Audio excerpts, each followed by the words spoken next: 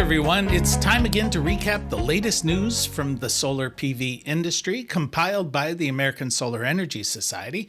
I'm Jay Warmke with SolarPVTraining.com, and this is what's happening in the wonderful world of solar for the week of April 20th.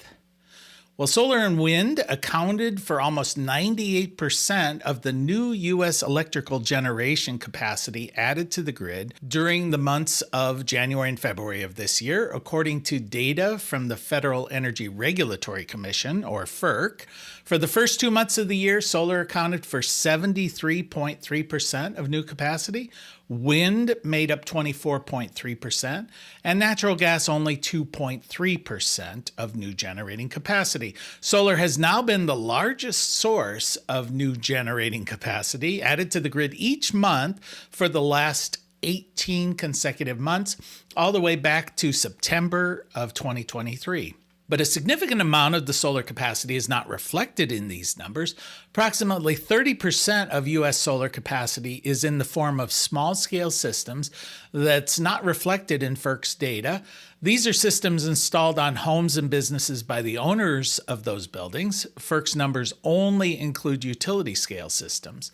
Including that additional solar capacity, that would bring the share provided by wind and solar to more than 1/4 of the nation's total. And with the inclusion of hydropower and biomass and geothermal, renewables account for about 31.5% of the total U.S. utility scale generating capacity. And if small scale solar is added, then renewables jump to a little over 1/3 of the U.S. generating capacity.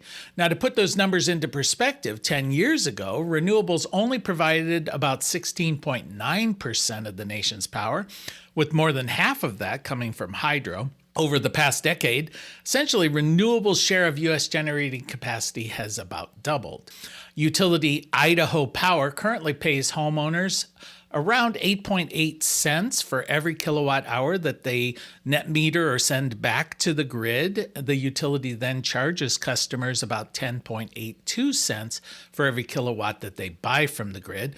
The utility has recently asked the Idaho Public Utilities Commission to reset these rates, dropping the price paid for net metered electricity down to by 70% to about 2.46 cents per kilowatt hour.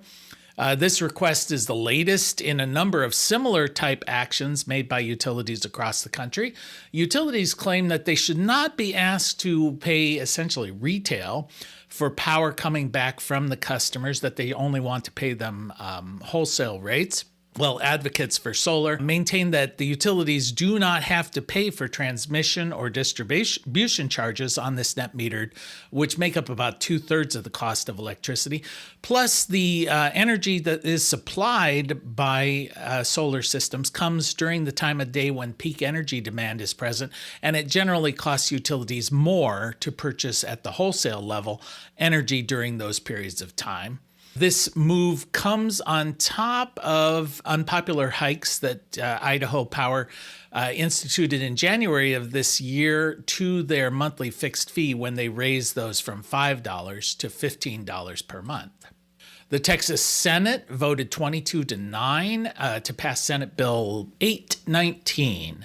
The bill places restrictions on wind and solar projects, requiring new permits, assessing certain fees on these projects, adding new regulatory requirements, and placing new taxes on the projects.